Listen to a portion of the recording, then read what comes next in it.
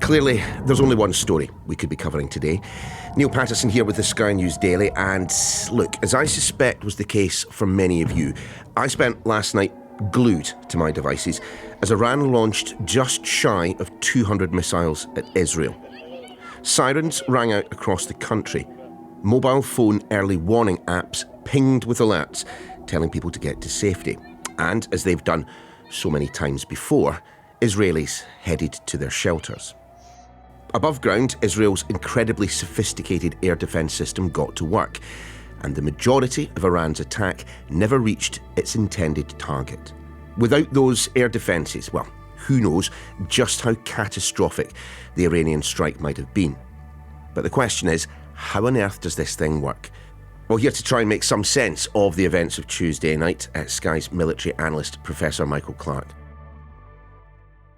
I was watching the coverage last night to hear from the Israelis today that not just no casualties have been reported, but no injuries have been reported. I'm going to say that I think that's all. It's almost unbelievable given the scale of the assault. Yeah, if it turns out to be true, and if it isn't true, we'll all know pretty quickly. If it turns out to be true, that's pretty good, because 180-odd missiles, maybe 200 missiles incoming, all of them, say the Iranians, were ballistic missiles, because last time in April the 13th, when this other 360-odd missiles were thrown at Israel, they were a mixture of ballistic missiles, cruise missiles, drones, and so they were different. In this case, ballistic missiles are the hardest to defend against because they fall so quickly. And their flight time is, from Iran to Israel, flight time of maybe 10 minutes, 12 minutes. So you've got very little time to react to them. And the idea that their defensive system, with maybe certainly a bit of help from the Americans, was adequate to prevent death or any injuries that we know of is pretty good going. So how does this air defence system work? Presumably, it begins at the point of identifying that a missile is on its way. Yeah, and the thing about ballistic missiles, although they're very fast and they're hard to defend against, they're easy to spot because when they take off like a missile going to the moon. So when it takes off, they're going not straight up, but they're going. Well, they go more or less straight up, and then they start on their course. But to begin with, they're going very slowly because they start from a standing start. They're very hot. They have a huge signature, so any half-decent monitoring system can see it from the instant that it takes off. How high are they going? Depends. I mean, they might have a low trajectory, which means that they don't go so high. But ballistic missiles, generally speaking, go into the upper atmosphere, lower Earth orbit. The biggest ballistic missiles... Practically into space? Oh, they do. Between Russia and America, the ballistic missiles that they target on each other, the biggest ballistic missiles, certainly they go into space. Sure they do. And they're in space for, in their case, about 20 minutes. From Russia to America, America to Russia. And is that to make it more difficult to target them? Well, it's usually a function of range. In the case of Russia and America, it's 6,000 miles range that they've got to cover. So they need to go into space to get high enough to then drop 6,000 miles away.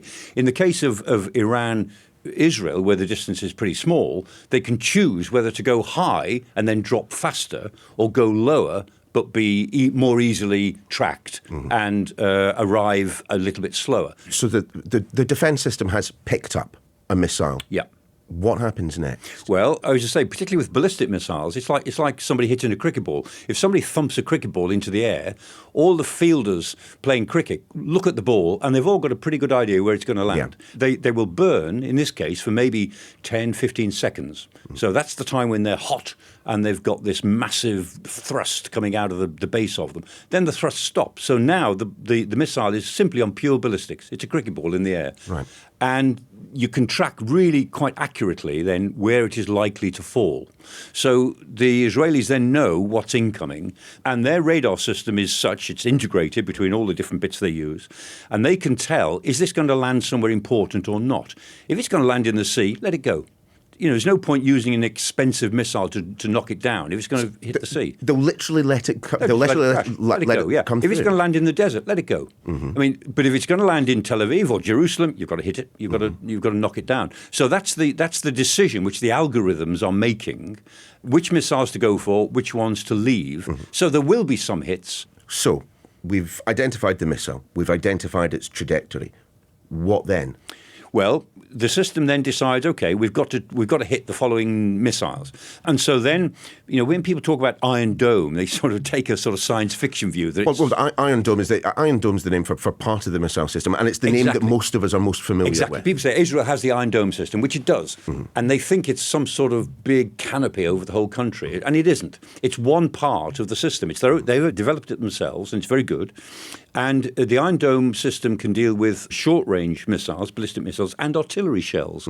It's sensitive enough to hit an artillery shell. Something fired from a tank. That's right. Or from an artillery piece, say 18 miles away, an artillery range about 18 miles. So if somebody fires a 155mm shell, say, it's going to travel on ballistics. Once it's fired, it's on pure ballistics, travels 18 miles, and the Iron Dome system could pick it up and knock it out. Destroy it. Of course, when you destroy something that's incoming, the debris is going to fall somewhere, and so it may be you may end up destroying a missile or a shell over an area that really matters, and the debris is going to drop. But generally speaking, it's better to be hit by the debris than by the whole explosive shell. 100%. Yeah, An Iron Dome. I mean, how many Iron Domes have they got? Well, they've got about 10 different batteries, possibly up to 15. And that's a battery which is the radar and all the missiles and interception and so on.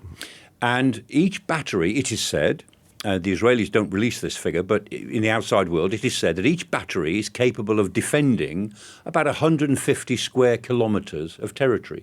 So you're talking No, Israel's a small country, but that's a fraction. That's a fraction of the total land area. So you've got to decide where you're going to put them. So obviously, around Jerusalem, around Tel Aviv, around Haifa. So you need to defend the population centres. And the more batteries you've got, then the more centres you can defend. But that's Iron Dome. It's not a canopy over the whole country. Yeah.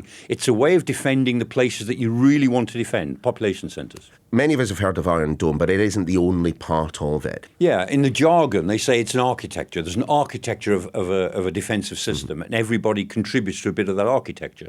So Iron Dome deals with fairly short-range missiles, but ballistic missiles and even artillery shells. An arrow is that can intercept at high level, much higher altitude because it gets there more quickly. David's Sling, again, is a very clever system that can take out different sorts of incoming projectiles. So between the three of them, plus Patriot, of course, the American system, which can basically shoot down anything, but very expensively, with all those things together, linked together with good radars and integrated with artificial intelligence, with the great buzzword of our age, put all those things together and make them work as a single system, it's very impressive.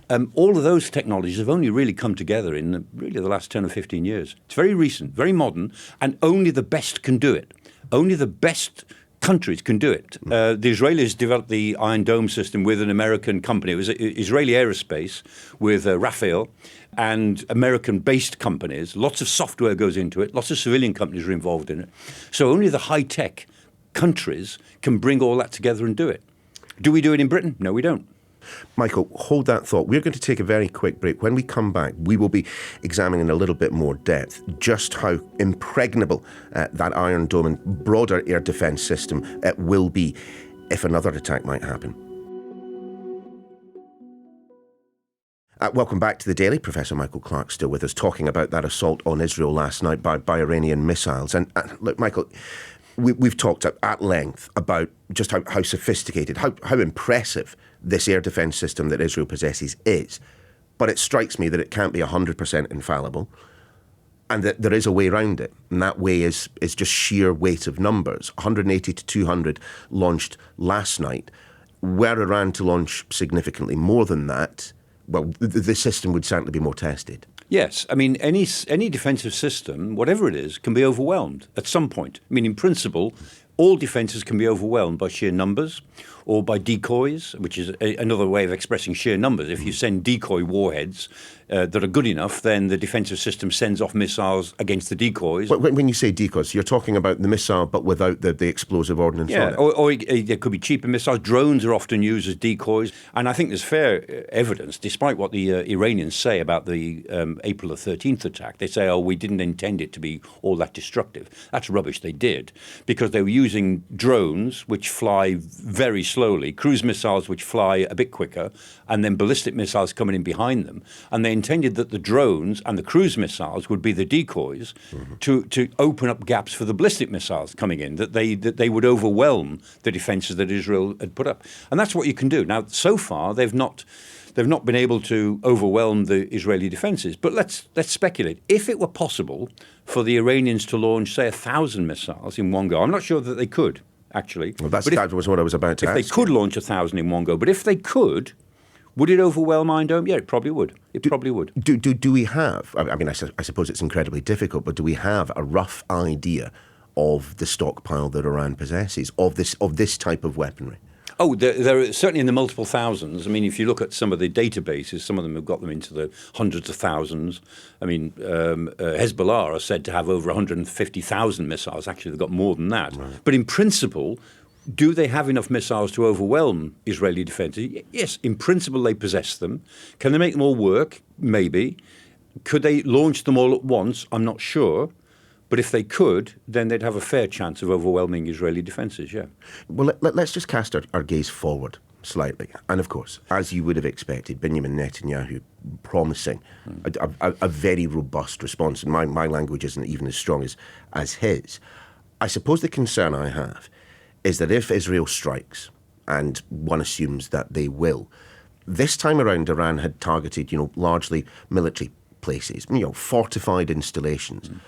If this attack had targeted infrastructure, civilian infrastructure, power, hospitals, so on, I mean, it could have been bloody awful. And that is presumably the threat of a retaliation to any Israeli retaliation on Iran. Yeah, Neil, that's one of the metrics we always look at. When we say, what's Israel going to do? We say, did Israel suffer civilian casualties? Has it suffered a civilian catastrophe of some sort as a result of this? Because if it has, they will react very, very strongly indeed. Now, that didn't happen in April. Didn't happen yesterday. So it gives Israel a choice of reacting in a more choreographed way. So they will do something. The Iranians have already indicated that this is all they are going to do. So they're looking to close this out at that level.